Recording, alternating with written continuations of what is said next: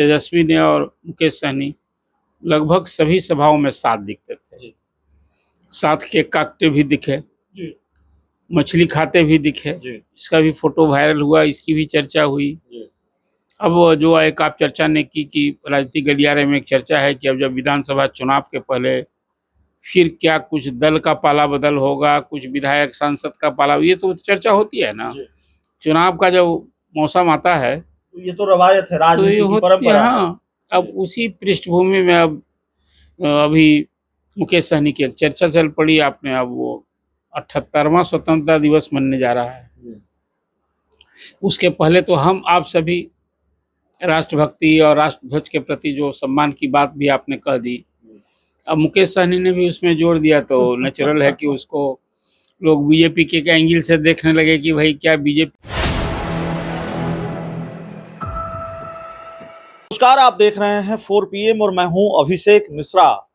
देखिए, मुकेश सहनी की चर्चा बिहार की राजनीति में जोरों पर है। मुकेश सहनी एक बार फिर चर्चा में है और मुकेश सहनी को लेकर चर्चा यह है कि मुकेश सहनी और तेजस्वी यादव की जो दोस्ती है वो क्या टूटने जा रही है और मुकेश सहनी फिर बीजेपी के साथ जा रहे हैं, उस बीजेपी के साथ जिसको मुकेश सहनी लोकसभा चुनाव में दम भर कोसते रहे, जिसको मुकेश सहनी अपना सबसे बड़ा दुश्मन बताते हैं। मुकेश सहनी की पार्टी के विधायक तोड़े बीजेपी ने, मुकेश सहनी की पार्टी तोड़ी बीजेपी ने, उनके नेताओं को तोड़ा।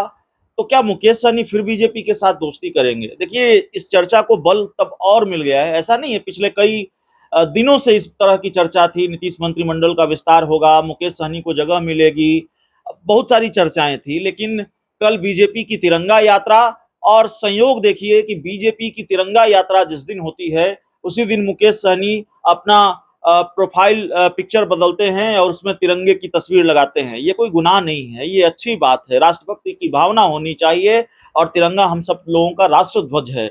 और जो स्वतंत्रता दिवस का त्योहार है उससे कुछ घंटों के बाद है, तो ऐसी कोई गलती नहीं कर दी मुकेश सहनी ने। लेकिन राजनीति में ऐसे संयोग होते नहीं हैं। एक तरफ बीजेपी की तिरंगा यात्रा, दूसरी तरफ मुकेश सहनी तिरंगा लगा रहे हैं प्रोफाइल पिक्चर में।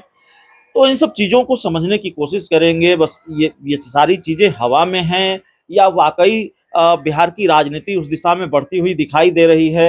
हमारे साथ बिहार के जाने माने पत्रकार अरुण पांडे सर हैं और सर से हम समझने की कोशिश करेंगे। सर, आप तो जानते हैं संयोगों की गुंजाइश होती नहीं सियासत में। कल ही बीजेपी की तिरंगा यात्रा और फिर मुकेश सहनी अपनी प्रोफाइल पिक्चर में तिरंगा लगाते हैं और फिर चर्चा और तेज हो जाती है।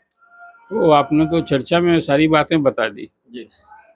जो हवा में है वो बात बता दी, जमीन पर कुछ हो सकता है वो भी बता दी। अब कुछ क्या बताने के लिए रह गया? देखिए, राजनीति में कोई अस्थाई दोस्त और दुश्मन होता है क्या? जब साथ होता है तो कसीदे कहा जाता है कि भाई दुनिया में इससे अच्छी कोई पार्टी नहीं, कोई व्यक्ति हो तो इससे कोई और अच्छा व्यक्ति नहीं होता है, यही ना ख्याल रखा जाता है। और जब दुश्मनी होती है तो फिर ठीक उल्टी बात की जाती है। अभी आपने जो चर्चा की ये बात सही है कि लोकसभा के चुनाव में बिहार में महागठबंधन की एक अच्छी केमिस्ट्री ये देखने को मिली कि तेजस्वी और मुकेश सहनी एक साथ घूम रहे थे। 250 से अधिक सभाएं की तेजस्वी ने और मुकेश सहनी लगभग सभी सभाओं में साथ दिखते थे। साथ केक काटते भी दिखे, मछली खाते भी दिखे। इसका भी फोटो वायरल हुआ, इसकी भी चर्चा हुई।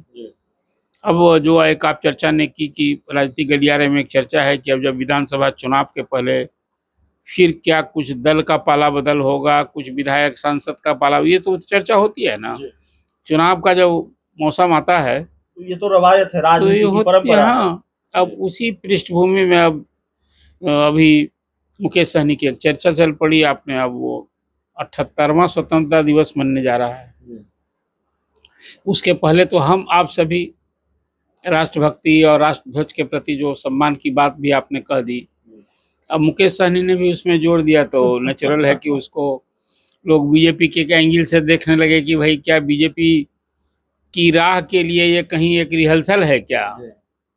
देख, अभी तो मैं मानता हूं कि तेजस्वी और मुकेश सहनी की केमिस्ट्री कोई नहीं बिगड़ी है। जो केमिस्ट्री बनी दिखती थी और जो बातें कही है विधानसभा के चुनाव के को लेकर के मुकेश सहनी तेजस्वी तो रोज कहा ही करते हैं। तो फिलहाल तो मुझे नहीं लगता है कि अति पिछड़ी जात को जोड़ने के लिए जो कोशिश है राजद की, उसमें मुकेश सहनी को राजद भी नहीं छोड़ना चाहेगा। आपने देखा कि 3 सीटें दी थी राजद ने मुकेश सहनी की पार्टी को, और मुकेश सहनी खुद चुनाव नहीं लड़े। 3 सीटों में कहीं कामयाबी नहीं मिली, लेकिन 3 सीट लोकसभा का मिलना किसी पार्टी के लिए एक बड़ी बात थी। 23 सीट खुद राजद लड़ा था। तो अब जो विधानसभा का जब नज़दीक आ रहा है और आया राम गया राम, ये सब जब चर्चा शुरू होगी, तो चाहे वो मुकेश सहनी हो अति पिछड़ी जात के वोट को ध्यान में रखकर, और नहीं तो कुशवाहा वोट हो, अभी तो ये सब वोट न निशाने पर है।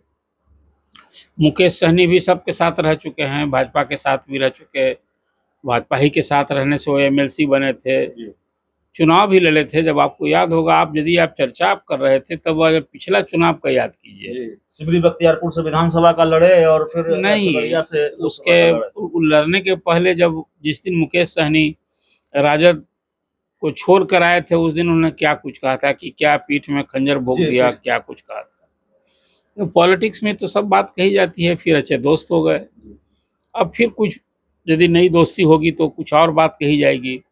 इधर मुकेश सहनी के पिताजी की एक बड़ा दुखद घटना हुई, निशंस हत्या हो गई, और उसमें जिस ढंग से बीजेपी के तरफ से भी, जो होना भी चाहिए, सबों ने शोक संवेदना व्यक्त की, और उसमें केंद्रीय गृह मंत्री अमित शाह ने भी फोन किया था मुकेश सहनी को, जो मुकेश सहनी ने खुलासा किया। मुख्यमंत्री ने भी किया था। हाँ, बीजेपी जेडीयू साथ खड़ी रही। और यहाँ तक कि जब श्राद्ध के दिन डिप्टी चीफ मिनिस्टर सम्राट चौधरी की उनके यहाँ घर गए, जाकर के वहाँ श्राद्ध का जो कार्यक्रम था उस दिन गए थे। जाना तो तेजस्वी को भी था, तेजस्वी विदेश दौरे पर थे, पूरे मानसून सत्र में वो हाउस में नहीं आए। अंतिम दिन पटना आए तो जाना था उनको, वहाँ पहले से शेड्यूल था, सम्राट चौधरी पहले चले गए थे।